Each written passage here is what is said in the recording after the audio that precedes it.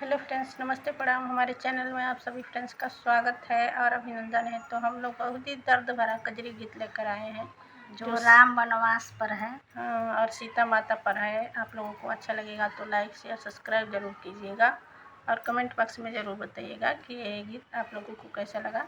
तो चलिए सुनाते हैं। जय श्री राम आप सभी को। सीता रोवताड़ी लंका में जाई के असुआ बहाई के ना। सीता रोवताड़ी लंका में जाई के असुआ बहाई के ना। चिट्ठिया लिखली अचरा फाड़ दिहली हनुमत के हाथ। चिट्ठिया लिखली अचरा फाड़ दिहली हनुमत के हाथ। चिट्ठिया दिया हमरा राम रघुराई के असुआ बहाई के ना। चिट्ठिया दिया हमरा राम रघुराई के असुआ बहाई के ना। सीता रोवताड़ी लंका में जाई के असुआ बहाई के ना।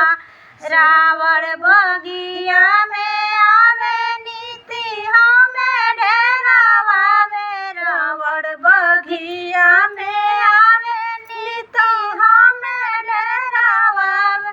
उत कटरिया बरसिले हाथ में असुआ बहाई के ना। सीता रोवताड़ी लंका में जाई के असुआ बहाई के ना। सीता रोवताड़ी लंका में जाई के असुआ बहाई के ना। बबुआ लखन संग आई हमके रावण से बचाई। बबुआ लखन संग आई हमके रावण से बचाई। नहीं तो मुई हम जहर के खाई के असुआ बहाई के ना।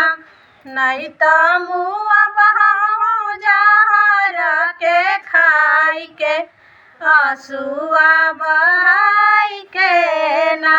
सीता रोवताड़ी लंका में जाई के असुआ बहाई के ना। सीता रोवताड़ी लंका में जाई के असुआ बहाई के ना।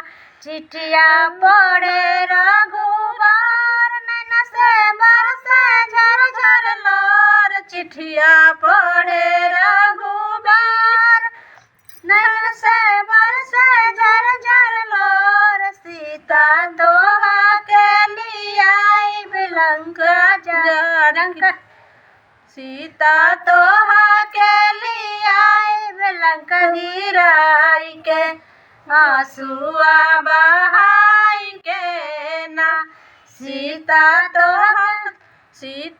तोहा के लियाई लंका जार के असुआ गिराई के ना।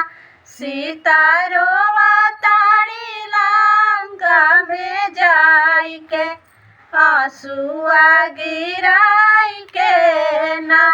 सीता रोवताड़ी लंका में जाई के असुआ गिराई के ना।